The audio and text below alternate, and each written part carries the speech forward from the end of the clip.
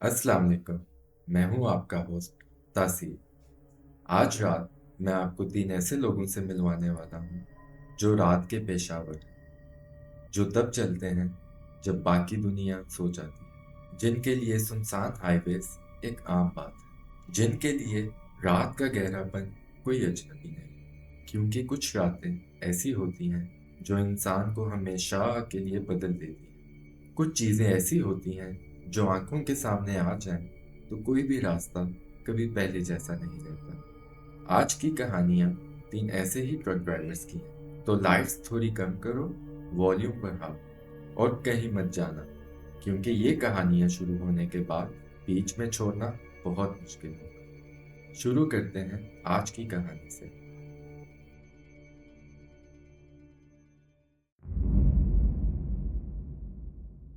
दिसंबर 2021, रात के 11 बज रहे थे जब वकार ने बहावलपुर की आखिरी रोशनी को पीछे छोड़ा। शहर की नीली पीली रोशनियां धीरे धीरे शीशे में छोटी होती गईं, फिर गायब, जैसे कोई आंख बंद हो गई हो। आगे सिर्फ चोलिस्तान था, और चोलिस्तान रात को किसी और चीज में बदल जाता है। यहाँ दुनिया की किस्म बदल जाती है। सड़क पतली थी, दो गाड़ियां मुश्किल से गुजर सकती थीं। दोनों तरफ रेत के टीले थे, अंधेरों में इतने खामोश कि लगता था जैसे सांस रोक कर खड़े हों। ऊपर आसमान इतना गहरा, इतना खाली था कि वकार का दिल बोझिल हो गया। उस किस्म का बोझिल जब इंसान को याद आता है कि वो खुद कितना छोटा है। हवा बिल्कुल बंद थी।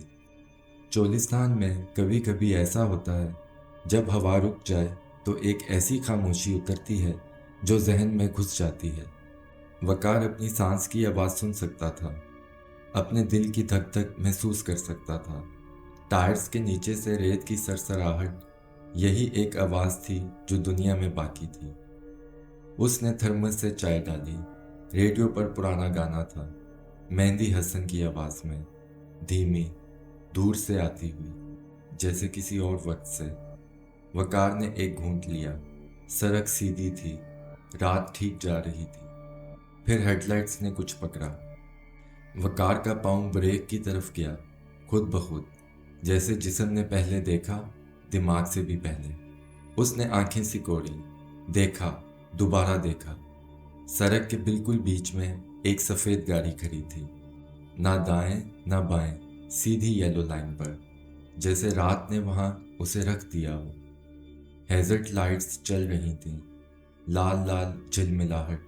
अंधेरे में वो रोशनी एक अजीब, बेचैन कर देने वाली सांस लेती थी, जैसे कोई जिंदा चीज वहां आंख मार रही हो।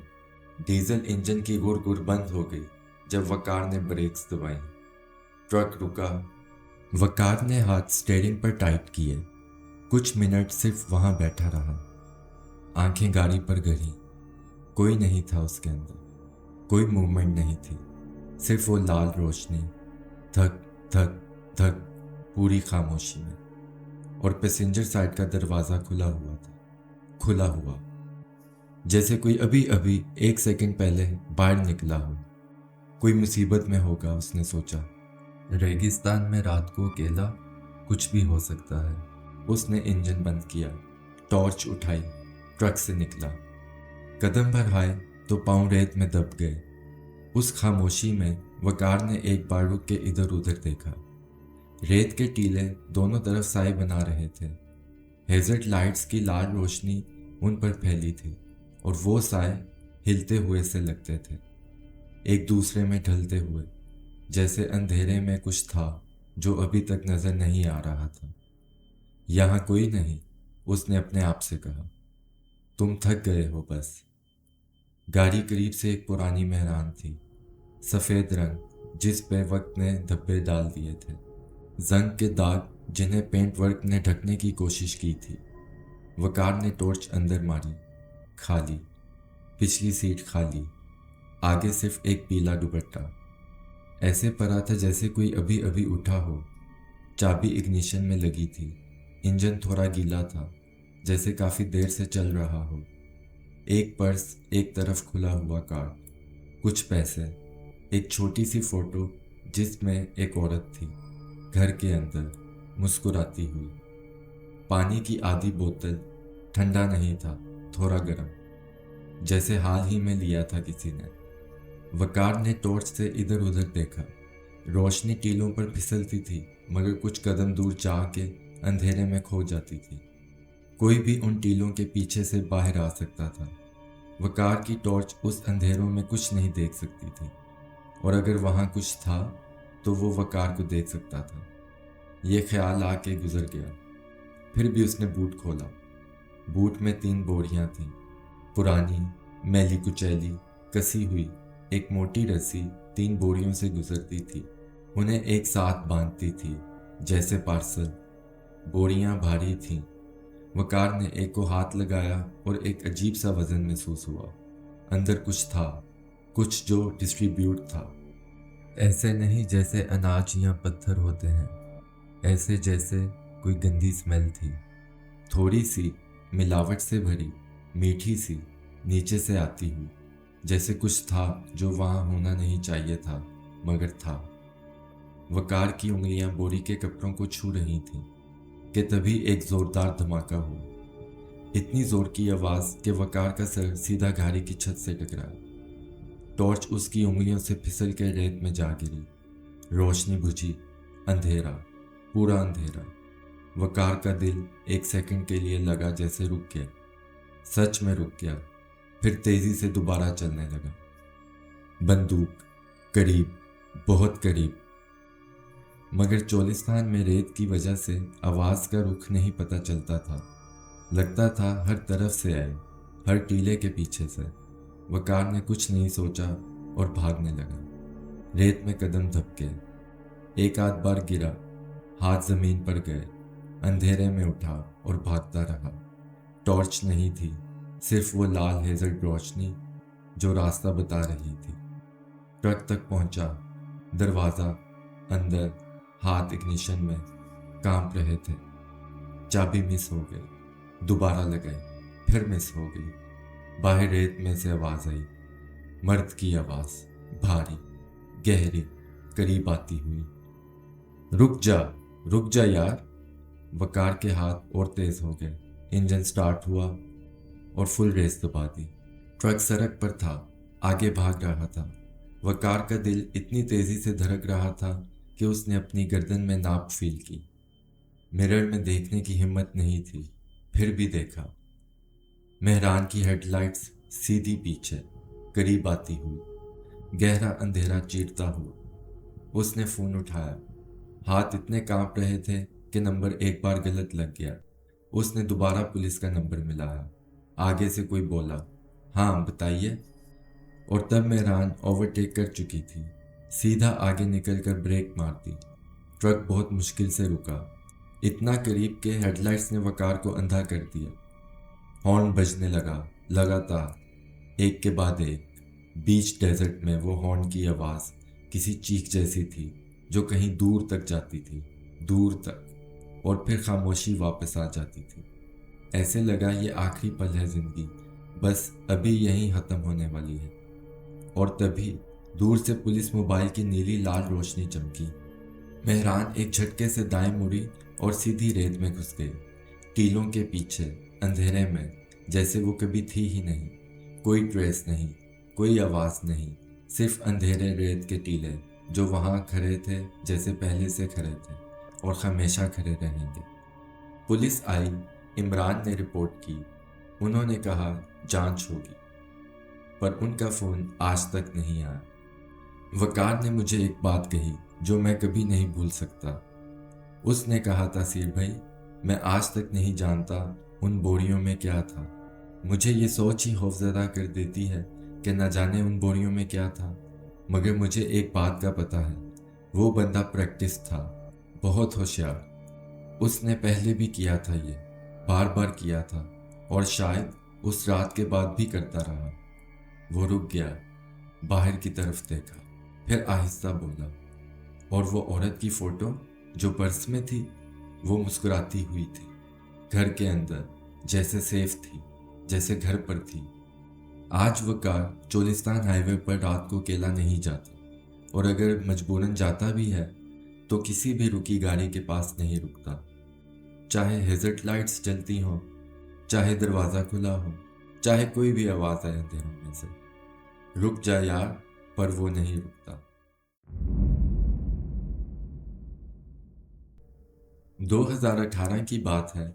रात के करीब 3 बज रहे थे जब कामरान का ट्रक तलागंज से चकवाल की तरफ जा रहा था और फ्यूल गेज की सुई खतरनाक हद तक नीचे आ चुकी थी। वो पिछले घंटे से पंप ढूंढता आ रहा था, मगर इस हाईवे पर रात को सब कुछ बंद हो जाता है। ढाबे बंद, पंप बंद, और सिर्फ सड़क रहती है जो आगे आगे जाती रहती है, जैसे उसे कोई मंजिल नहीं, जैसे वो सिर्फ चलती रहने के लिए बनी है। फिर दूर से एक रोशनी दिखी, नीली सफ़ेद रोशनी, पेट्रोल पंप वाली। कामरान का दिल थोड़ा हल्का हुआ। उसने ट्रक धीमा किया और पंप की तरफ मोड़ लिया। पंप छोटा था। एक तरफ एक तख्ता लगा हुआ था जिस पर अल नूर पेट्रोलियम लिखा था, और एक तरफ एक छोटा सा कैबिन था जिसकी खिड़की से अंदर की रोशनी बाहर आ रही थी। सब कुछ नॉर्मल लगता था, बिल्कुल नॉर्मल। सिर्फ एक चीज़ थी जो कामरान को उस वक्त नहीं सूझी, जो बाद में याद आई और उसकी नींद उड़ गई। वो 1 महीने पहले भी उस रास्ते से गुजरा था और तब यहाँ कोई पंप नहीं था, यहाँ सिर्फ खाली ज़मीन थी। मगर तब ये ख्याल नहीं आया। नींद आ रही थी, टैंक खाली था और सामने पंप था, बस इतना काफ़ी था। कैबिन का दरवाज़ा खुला और एक आदमी बाहर आया, करीब 60 साल का, छोटा कद, सफ़ेद दाढ़ी, आंखों पर मोटा सा चश्मा और पुराने ढंग का शलवार कमीज।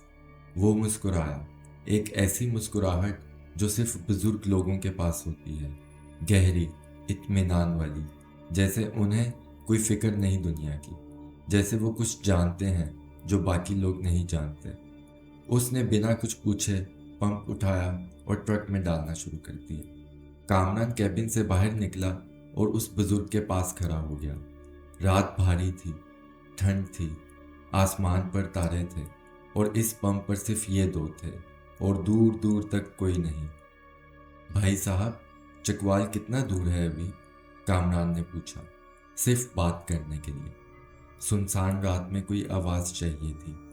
बुजुर्ग एक पल रुका, पंप की घुन जारी थी, फिर बोला, चकवाल? चकवाल तो आ गया बेटा, तुम तो आ गए। उसने पंप नहीं उठाया, सिर्फ कामरान की तरफ देखा और मुस्कुराया। वही मुस्कुराहट। कामरान ने सोचा, शायद सुना नहीं। नहीं भाई साहब, मैं चकवाल जा रहा हूँ, अभी कितना रास्ता बाकी है? बुजुर्ग ने एक बार फिर वही जवाब दिया, बिल्कुल उसी तरह, उसी लय में, जैसे रिकॉर्डिंग हो। चकवाल तो आ गया बेटा, तुम तो आ गए।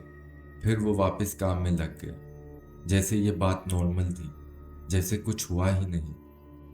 कामरान ने एक अजीब सी कराहट महसूस की। वो कराहट जो तब होती है जब कोई बात समझ नहीं आती, मगर अंदर से कुछ कहता है कि यहाँ कुछ गलत है। उसने मजाक में लिया, बुजुर्ग है, शायद सुना नहीं। उसने पूछा, भाई साहब, रात को अकेले रहते हैं यहाँ? इस बार बुजुर्ग रुका, पंप की तरफ से हाथ हट गया। उसने धीरे धीरे कामरान की तरफ रुख किया और आंखों में आंखें डाल के बोला, अकेला? मैं अकेला नहीं हूँ बेटा, यहाँ सब हैं, सब के सब। और उसकी नज़र कामरान के पीछे गई, जैसे ट्रक के पीछे कोई खड़ा हो, जैसे अंधेरे में कोई है जो कामरान को नजर नहीं आ रहा। कामरान सीधा पीछे मुड़ा, कोई नहीं था, सिर्फ रात थी और अंधेरा था और दूर खेत थे जो हवा में हल्के हल्के हिल रहे थे। उसने वापस बुजुर्ग की तरफ देखा। वो फिर काम में लग गया था, बिल्कुल खामोश, बिल्कुल नॉर्मल, जैसे कुछ कहा ही नहीं था। कामरान ने अपने आप को समझाया, रात का वहम है, थका हुआ है, चलो आगे। पैसे दिए, शुक्रिया कहा, ट्रक में बैठा और निकल गया। कामरान ने मुझे ये वाक्य सुनाते वक्त कहा कि उस रात जब वो चकवाल पहुंचा तो सीधा सो गया। वो बातें दिमाग में थीं, मगर नींद इतनी गहरी आई कि सब कुछ दब गया। मगर सुबह एक काम था जो उसने किया। उसने अपने एक दोस्त को कॉल की जो उस हाईवे पर बरसों से जाता था और पूछा, कि तालागंज से चकवाल के रास्ते पर एक अलनूर पेट्रोलियम का पंप है ना? दोस्त ने कहा, कौन सा पंप? वहां तो सालों से कोई पंप नहीं, सीधा जंगल है बस, हर तरफ। ये सुन के कामरान पर एक लर्जा तारी हो गया। कामरान ने डर कर पूछा, कभी था वहां? दोस्त कुछ देर चुप रहा, फिर बोला, था, बहुत साल पहले। एक बुजुर्ग चलाते थे, सफेद दाढ़ी, चश्मे वाले। उनका नाम नूरुद्दीन था। 2009 में हाईवे पर एक एक्सीडेंट में वो वहीं। दोस्त ने बात अधूरी छोड़ दी। कामरान का हाथ फोन पर जम गया। वहीं क्या? कामरान ने पूछा, मगर शायद वो जानना ही नहीं चाहता था। वहां ही गुजर गए थे, पंप के पास ही। उसके बाद पंप बंद हो गया, इमारत ढा दी गई, अब वहां कुछ नहीं। कामरान ने फोन रखा। बाहर धूप थी, चिड़ियां बोल रही थीं, सब कुछ नॉर्मल था। मगर एक चीज थी जो उसके दिमाग से नहीं निकली। वो पंप, वो रोशनी, वो सफेद दाढ़ी वाला बुजुर्ग जो इतने इत्मीनान से काम कर रहा था, और वो बात जो उसने कही थी, यहाँ सब है, सब के सब। और फिर उसकी नज़र कामरान के पीछे गई थी, ट्रक के पीछे, अंधेरे में। कामरान ने आखिर में सिर्फ मुझे इतना कहा, तासीर भाई, मुझे आज तक ये नहीं पता कि वो नज़र उसने अंधेरे में क्यों डाली थी। मगर जो बात और भी दिल को खाती है वो ये कि टैंक फुल था, बिल्कुल फुल, और मैंने पैसे भी दिए थे और उसने लिए भी थे। तो वो पैसे, वो गए कहाँ? आज भी कामरान उस हाईवे पर रात को पंप ढूंढने की कोशिश नहीं करता। चाहे टैंक खाली हो, चाहे रात भर का रास्ता हो, वो रुकता नहीं। क्योंकि एक बार जो चीज़ समझ आ जाए, फिर उससे अनजान बनना मुश्किल हो जाता है।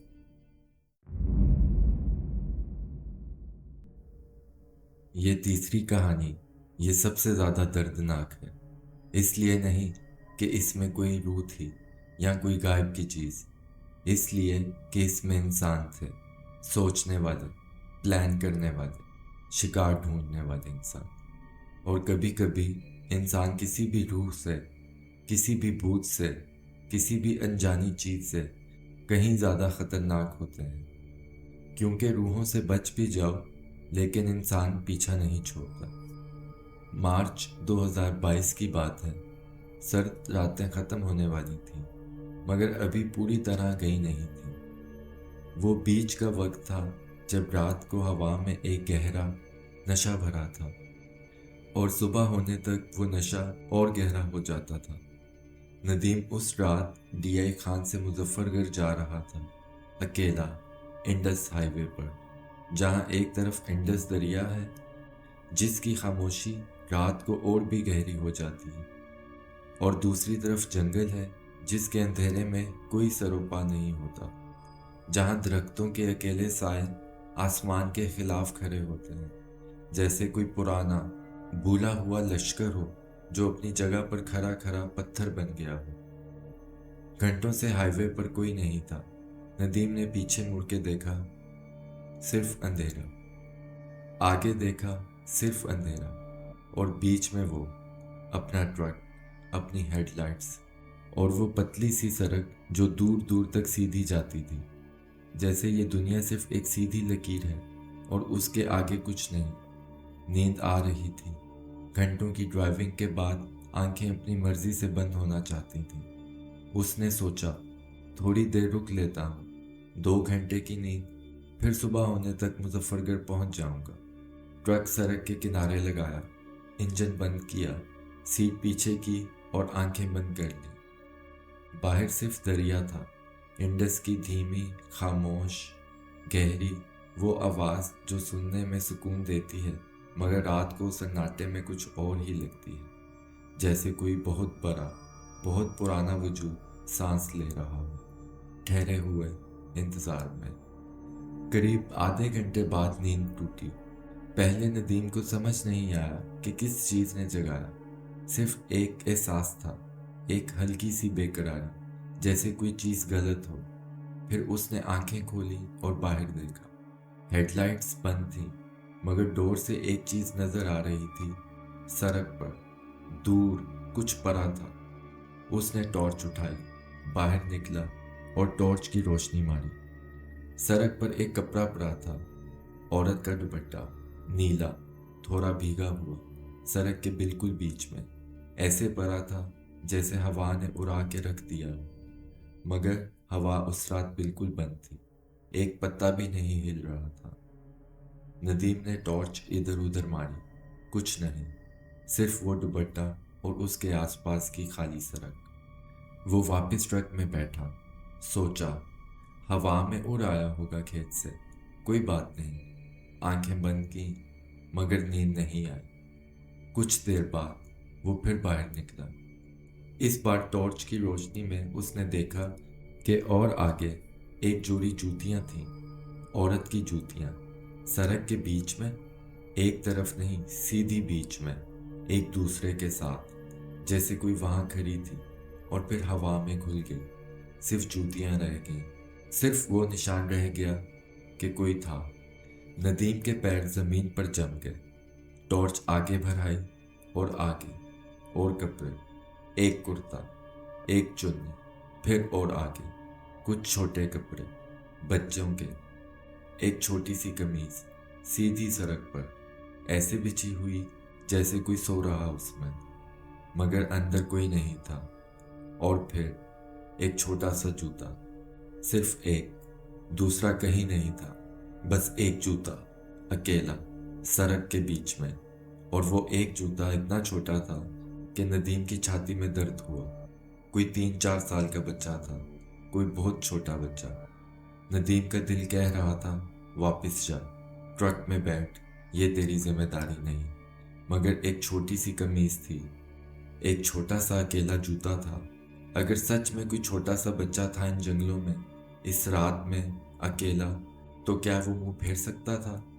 वो आगे बढ़ा, टॉर्च हाथ में, कदम धीरे धीरे, कपड़े उठाए, देखे, पुराने नहीं थे, ताजे थे और अभी उतारे गए थे, या ऐसे रखे गए थे जैसे ट्रैप हो।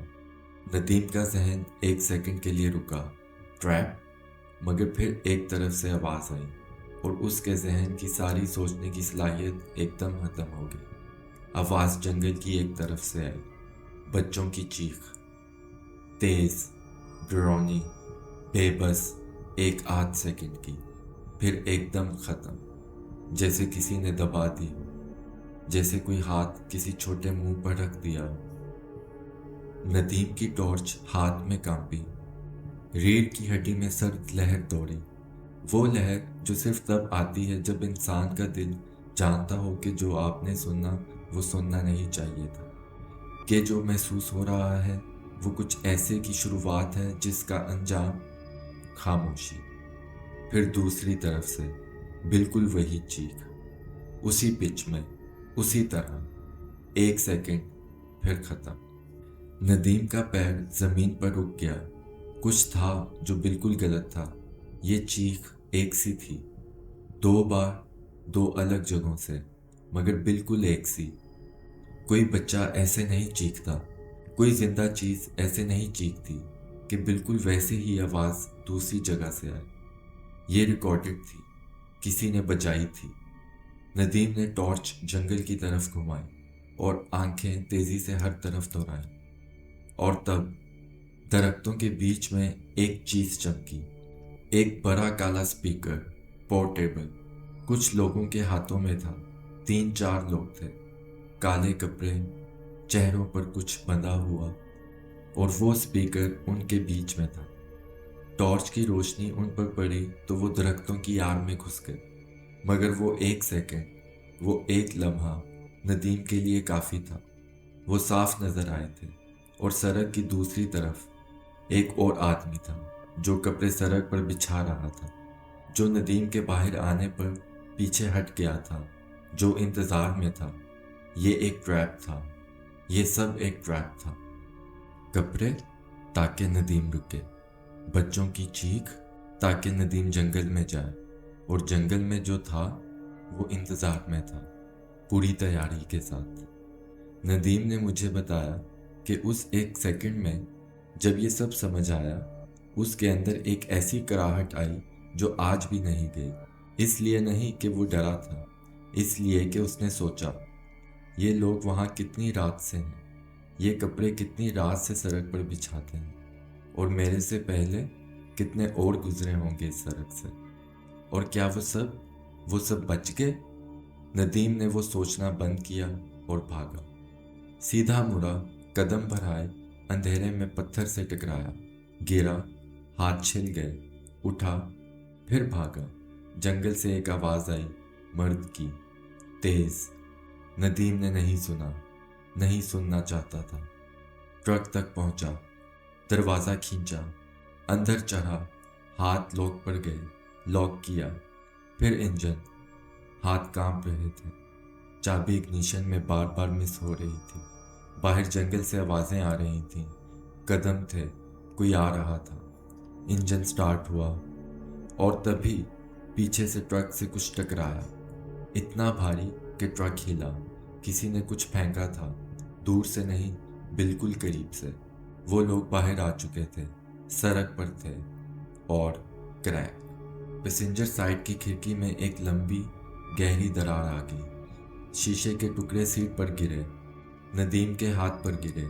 किसी ने पत्थर मार के तोड़ा था, भारी पत्थर, कुव्वत से, एक इंसान की पूरी ताकत से। नदीम ने रेस दबाई, ट्रक सीधा भागा, इतनी तेज कि ट्रेलर एक बार हिला। मिरर में एक बार देखा, 2-3 साए सड़क पर खड़े थे, रोशनी में देखते हुए, फिर अंधेरे में ढल गए, फिर कुछ नहीं। आधा घंटा सीधा चलता रहा, किसी जगह नहीं रुका, दरिया की तरफ नहीं देखा, जंगल की तरफ नहीं देखा, सिर्फ सड़क थी और वो था। जब डीआई खान की पहली रोशनी दूर से दिखी, तब जाके उसकी आंखें भर आईं। वो नहीं जानता क्यों, बस भर आईं, एकदम बिना पूछे। पुलिस को कॉल किया, पूरा वाकया बताया, उन्होंने नोट किया, कहा जांच होगी। उसके बाद आज तक फोन नहीं आया। नदीम ने मुझे आखिर में एक बात कही, वो बात जो मुझे आज भी रात को सोचने पर मजबूर करती है। उसने कहा, तासीर भाई, वो छोटा सा जूता सिर्फ एक था, दूसरा नहीं था कहीं। मैंने बहुत सोचा, शायद वो भी किसी ने सड़क पर रखा था, ट्रैप के लिए। मगर फिर एक ख्याल आया जो मैं नहीं हटा सकता।